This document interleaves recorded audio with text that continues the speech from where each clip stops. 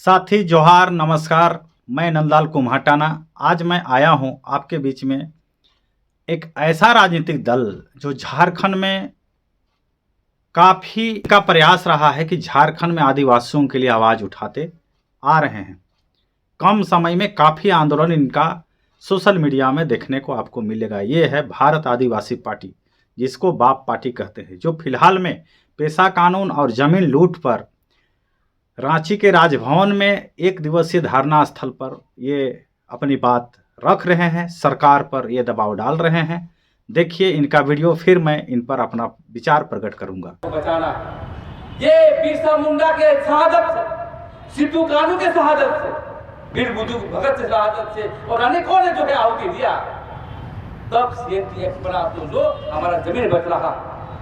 लेकिन आज हमारी भाभी जी क्या कहती हैं अपनी अधिवेशन में, हमारे हेमंत भैया क्या कहते हैं कि अंचल कार्यालय में लूट मची हुई है। ये तो हम लोग बोलते हैं भैया, मुखिया कहाँ बोल रहा है ये लूट मची हुई। अरे भाई करते क्यों नहीं हो? हम भारत आदिवासी पार्टी पूछना चाहता है आपसे, मुख्यमंत्री से पूछना चाहता है कि जमीन के मसले पर आपका क्या समझा। हमने बार बार कहा, हम लोगों ने कहा कि टास्क फोर्स बनाइए, जहां जमीन लूटी जा रही है यहाँ के डीसी को, एसपी को, थाना को आदेश दीजिए। लेकिन देखते ही थाना में जाता है हमारे को लात मार के भगा देता है, दोनों तरफ से पैसा लेता है। तो जब यहाँ के मुखिया ही कहे कि भ्रष्टाचार की नदियां बह रही है तो सुभान अल्लाह। लड़ने वाले पुलिस भी झारखंडी होते हैं और बनने वाले नक्सली भी झारखंडी होते हैं। लड़ाता कौन है? 1% बेईमान अमीर लोग, उससे लड़ाई है। रुको अभी, तो यहाँ बैरिकेडिंग तोड़ के कहाँ जाएंगे? एक नए झारखंड के निर्माण की तरह लोग देख रहे हैं। मानव श्रृंखला के बाद लोगों ने क्या कहा पता है? कि ऐसा भीड़ विनोद बाबू और निर्मल दादा के टाइम होता था। हिटलर भले बुरा आदमी था, लेकिन एक अच्छा वर्ड बोला है कि खाली पेट सेना आगे नहीं बढ़ती है। तो हम भी थकेंगे, हम भी प्यासे होंगे, फिर घर जाएंगे, फिर आएंगे, फिर लड़ेंगे और हक अधिकार को लेंगे। कि मेरी पहचान माटी रार से है, मेरी पहचान पारसनाथ पहाड़ से है। तो हमने के निर्णय की भला है कि भाई हमने शांतिपूर्ण तरीके से, सब हमने स्टूडेंट लगे शांतिपूर्ण तरीके से जीवे। अगर बैरिकेडिंग कहीं लगता है तो हमने के रुक जाना है। प्रशासन लगले, हालांकि उड़ा गलत जगह लगले, बैरिकेडिंग हो नहीं लगना चाहिए। कोई साथी पार भले हमने पीछू हका ले कि बैरिकेडिंग। तो साथी, आपने ये सभी नेताओं का ये सरकार के खिलाफ बोले या राज्यपाल को बोले संदेश ये दे रहे हैं कि झारखंड में पेशा कानून को लागू किया जाए, जमीन लूट पर लगाम लगाया जाए। लेकिन मेरा कहना है कि ये अपना समय, अपना ताकत, एनर्जी खुद खराब कर रहे हैं। क्योंकि झारखंड में जितने भी राजनीतिक दल हैं, ये 75 वर्षों से 80 वर्षों से शासन कर रहे हैं। और शासन करने के दरमियान में कई राजनीतिक दलों ने कई बार आंदोलन किया अपने हक अधिकार के लिए, लेकिन तब उनको संविधान की जानकारी नहीं था। इसलिए ग्रामीण क्षेत्र के लोग हर पार्टी को मदद किए, उनकी रैली में गए, उनके जनसभा में गए, उनका कार्यक्रम में जा कर के उस लड़ाई को मजबूत करने का मौका दिया।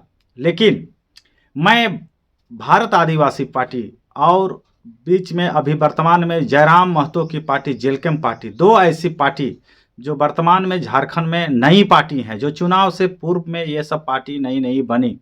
और इनका काफ़ी आंदोलन, दोनों पार्टी का आंदोलन जमीन पर ही है लगभग, समझा जाए तो जमीन लूट और भ्रष्टाचार और झारखंड में बाहरी लोगों का वर्चस्व के खिलाफ ही दोनों पार्टियों की लड़ाई है। और रोज दिन इनकी लड़ाई आप देखेंगे, कहीं ना कहीं ये दोनों संगठन में युवाओं का झुंड है, लेकिन पूंजीपति का झुंड नहीं है। ये दोनों पार्टी गरीबों की पार्टी है और ग्रामीण क्षेत्र की पार्टी है, और गांव के लोगों के हित में दोनों पार्टियां लड़ रही हैं। लेकिन इसमें एक सवाल उठता है, क्या इनका फिर सरकार में बनना, यानी जो सरकार में पार्टी हैं 5 साल के बाद अगर ये दोनों पार्टी सरकार में अगर तो क्या झारखंड के लोगों को जिंदगी भर, मतलब हजारों साल तक सिर्फ अपना जमीन बचाने के लिए लड़ना ही पड़ेगा? यानी पुरखे जमीन बचाने के लिए अंग्रेजों से लड़े, लेकिन आज हम जमीन बचाने के लिए अपने लोगों से लड़ रहे हैं, अपना घर बचाने के लिए लड़ रहे हैं, अपना रोजगार के लिए लड़ रहे हैं।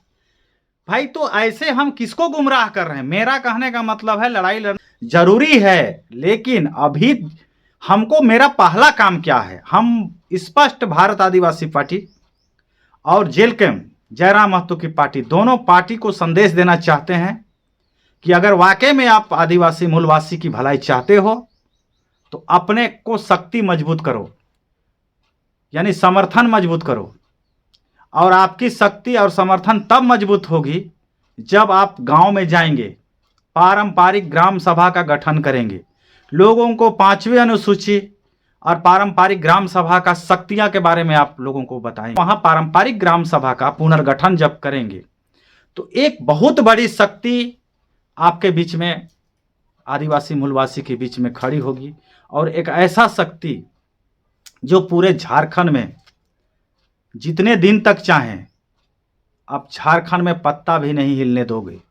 लेकिन अभी आप जितने भी पार्टियां हैं, कितने दिन तक भूखे लड़ सकते हो? 200, 500, 2000, 5000 लोगों को रोड में उतार के आप क्या कर सकते हो? पुलिस की लाठी के अलावा आपको कुछ मिलने वाला नहीं।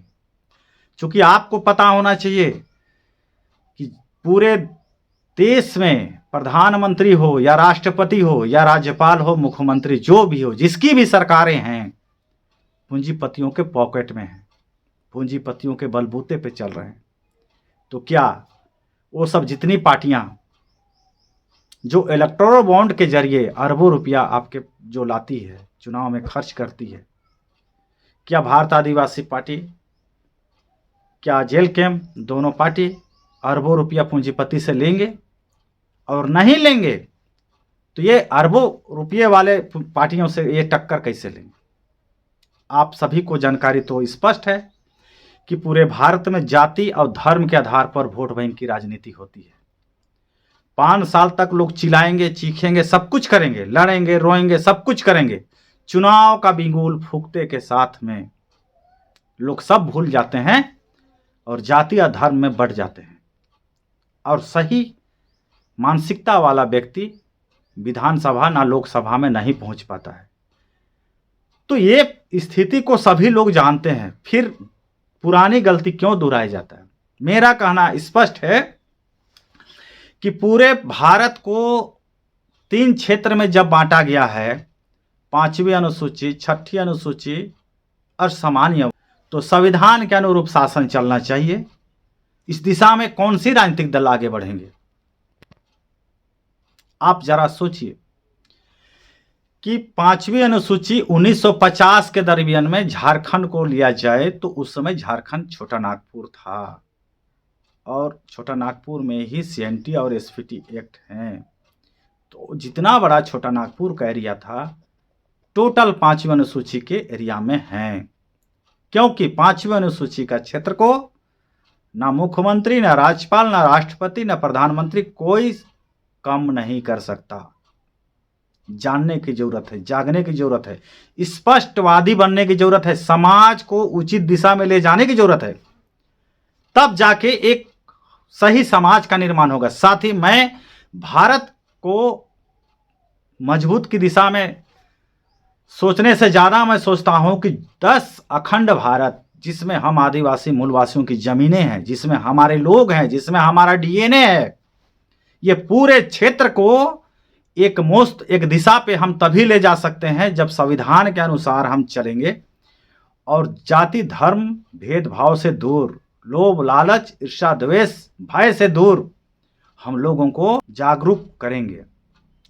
तो हम चाहते हैं भारत में जितने भी नई पार्टियां आए या आती है, अगर सोच मानसा उनका अगर सही है, आदिवासी मूलवासियों के लिए है, तो पारंपरिक ग्राम सभा को पुनर्गठन करने की दिशा में आपको जाना चाहिए, जहां नीचे से आपका संगठन मजबूत होगा। लेकिन आप सोचते हैं कि प्रदेश अध्यक्ष, प्रदेश सचिव, महासचिव बन जाएंगे, ऊपर ऊपर हम पदाधिकारी रहेंगे और नीचे में बुड़बक लोग आके हमारा जय जयकार करेगा। तो ये 75-80 वर्षों से होता आया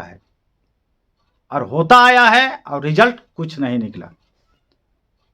तो एक नेता, एक विधायक से कुछ बनना नहीं है, बिल्कुल नहीं है।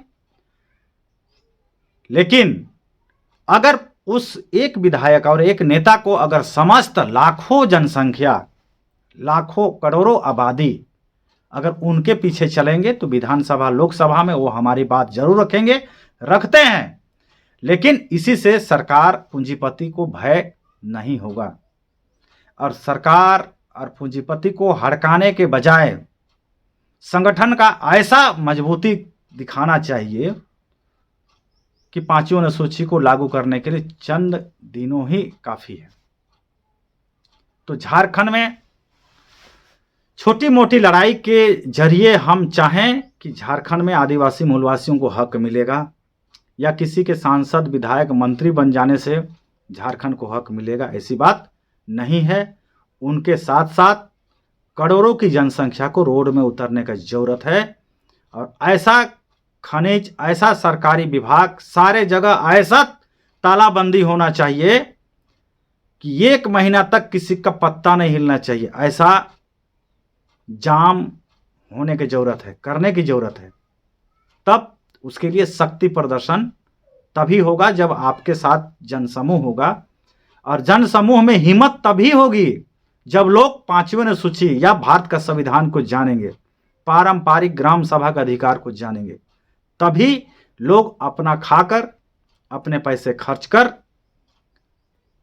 1 महीने 2 महीने के लिए रोड में उतरने के लिए सक्षम हो पाएंगे। अन्यथा पूंजीपति और बाहरी सरकार, बाहरी लोगों के मकड़जाल में घिरा हमारा सांसद, विधायक, वो उनसे कुछ करना या उनसे कुछ होना, ये उम्मीद आपके लिए बेवकूफ़ी होगा। 5 साल आप स्वयं अपना समय को बर्बाद करेंगे। 5 साल के बाद चुनाव के फिर बिंगुल फूकी जाएगी, और इस बार 20 करोड़ के बगैर कोई विधायक नहीं बना है। अगले बार 40 करोड़ एक विधायक के खर्च होंगे, एक सांसद के खर्च में अरबों रुपये होंगे। तो क्या भारत आदिवासी पार्टी या जेल कैंप पार्टी जैसे जो आदिवासी मूलवासी की हित बात करने वाले लोग, क्या उनसे टक्कर ले पाएंगे? उनके कल बल छल से निकल पाएंगे? अगर निकल पाएंगे तो ठीक, और नहीं निकल पाए तो फिर 5 साल के लिए, यानी ऐसा 75 साल 80 साल होते आ रहा है। इसलिए मैं इस बात को कह रहा हूं, आगे आपकी भी प्रतिक्रिया देना होगा, आपको क्या करना है, नहीं करना है, मेरी बात कितनी सच्चाई है। आप स्पष्टवादी के तहत आप वीडियो देखते हैं, आप कमेंट करें, लिखें, और इससे हमको भी हिम्मत मिलेगा कि आप हमारे साथ हैं।